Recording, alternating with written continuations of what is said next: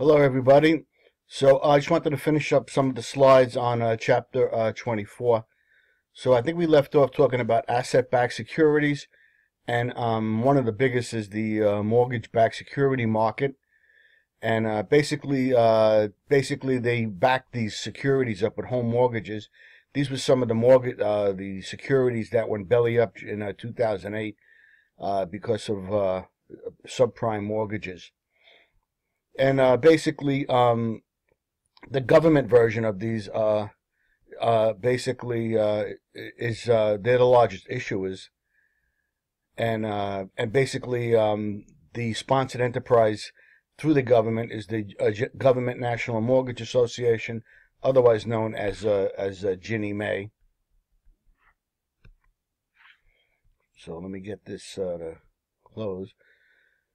All right, so these are basically these are guaranteed against default by the U.S. government. They're kind of like bonds, like bonds as far as guaranteed against default, and they could still be called early.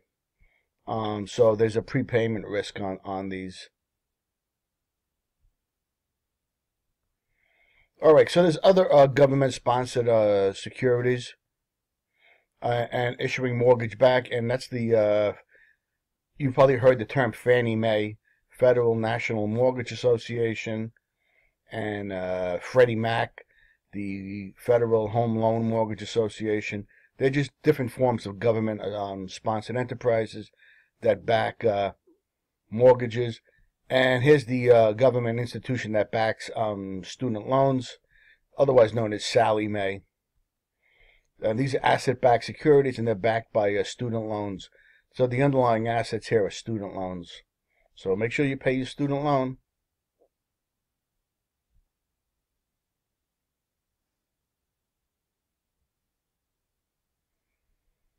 So anyway, even they are basically backed. There's an implicit guarantee. It's not explicit, but there's an implicit guarantee that they will back them, and they normally do. And they backed them all during the subprime mortgage crisis. All right, so basically, banks will also issue asset-backed securities, and they'll be backed by all types of things like home mortgages and loans and credit card receivables and other loans. So this is almost like a double asset-backed security, a collateralized debt obligation, which is a re-securitization of other asset-backed securities. So it's basically a security of another asset-backed security.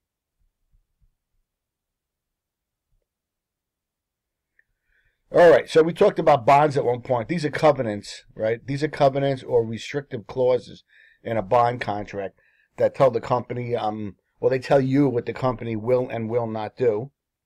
Got to get a sip of my coffee. Hold on. All right, and here's some examples of some of the restrictive covenants. Sometimes they'll say they can't raise the dividend, and there's rules about that.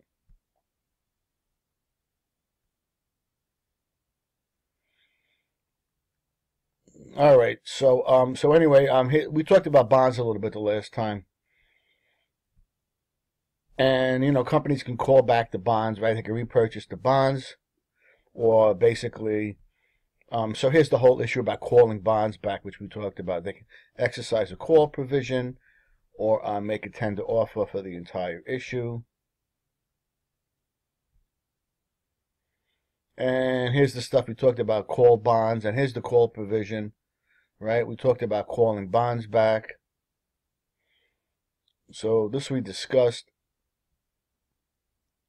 If the cost of debt goes down, obviously they'll call the bonds back. If you got a debt paying a higher coupon, they will call that back and issue new debt to lower their borrowing costs. And of course, you're going to get a premium if the bond you have is callable. So now you're going to have to deal with reinvestment risk as far as where to put your money.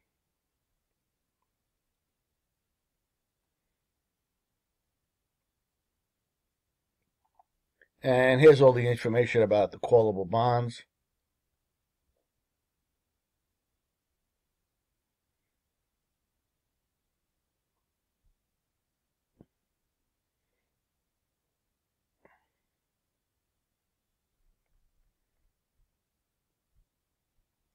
All right, so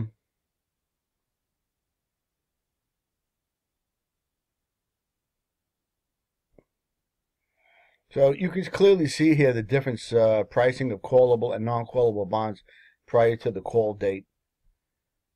So here's this yellow is a 20-year callable bond in 5 years, and here's a 5-year non-callable, right? And here's a 20-year non-callable.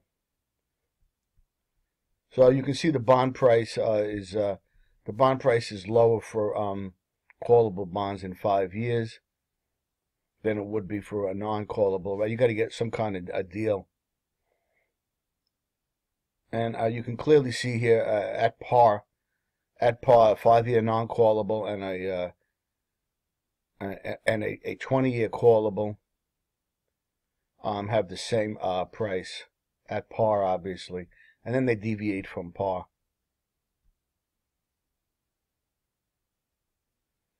So you could see the 20-year non-callable bond price is higher, right, than it would be for a 20-year callable.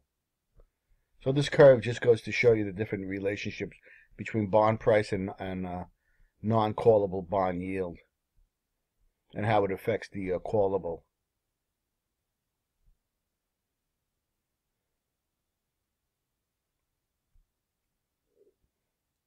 So here's a slide on the yield to call, how they calculate it. It's actually quite simple.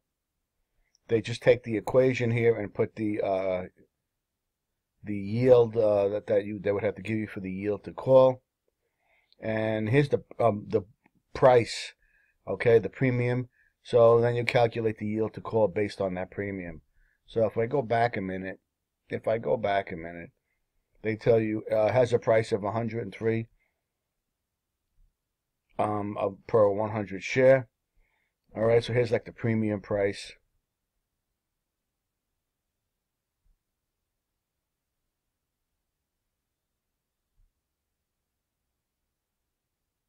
Get this thing to go down.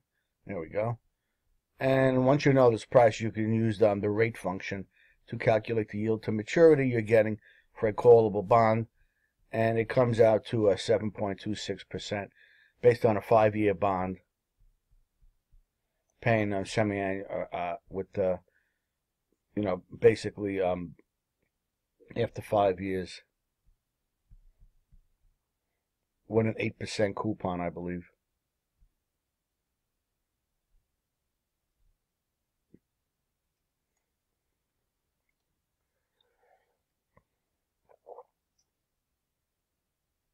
Oh, so hold on. Oh, so I'm sorry. Here's the callable portion. All right. So here's the callable, right? Here's the timeline of the payment if the bond is called at the first available opportunity, which is after 1 year.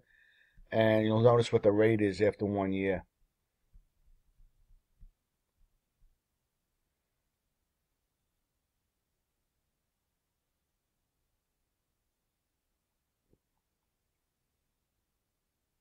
So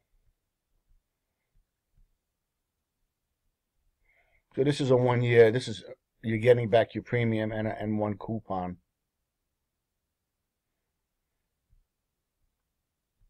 All right, so here's an alternative problem for that.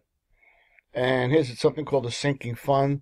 So this is a method of repaying a bond, right, in which a company makes regular payments, and basically the money going into the fund is used to repurchase bonds.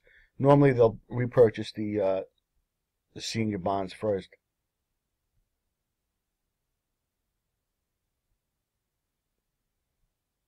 So it's a fund used to repurchase bonds.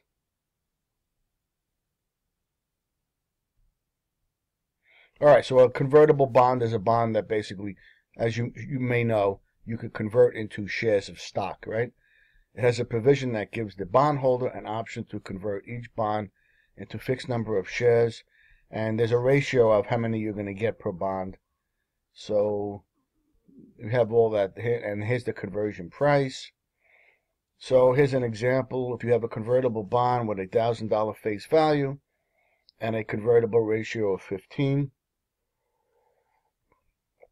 That means if you convert the bond into stock, you're going to get 15 shares. And if you don't convert, you're going to get your $1,000. So you're basically paying $1,000 for 15 shares. And here's, if you divide this through, you'll get 66.67 a share. If the price of the stock exceeds 66.67, you choose to convert because you're going to make more money by doing a conversion. Sometimes these convertible bonds are callable, and if they are callable, you have an option. The holder, you can choose to convert rather than let the bond be called. So here's the graph. Here's a straight regular bond in red, and here's 15 shares of stock. Okay. And here's the stock price. So they're just showing you the value of 15 shares of stock. And here's a convertible bond, right? And this is prior to maturity. Obviously, as the stock goes up,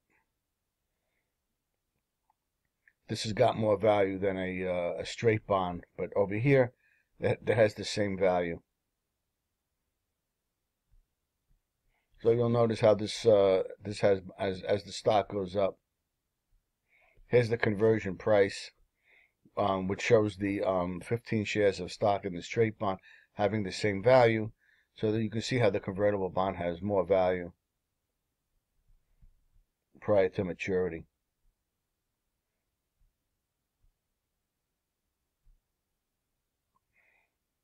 All right, so a warrant is just a call option written by the company on itself on new stock.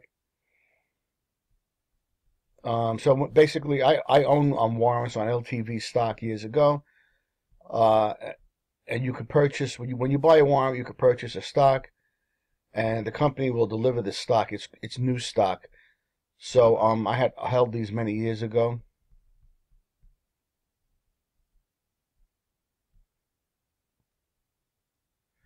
All right, so that's about it. Alrighty, so I'll post this up, and we'll talk later.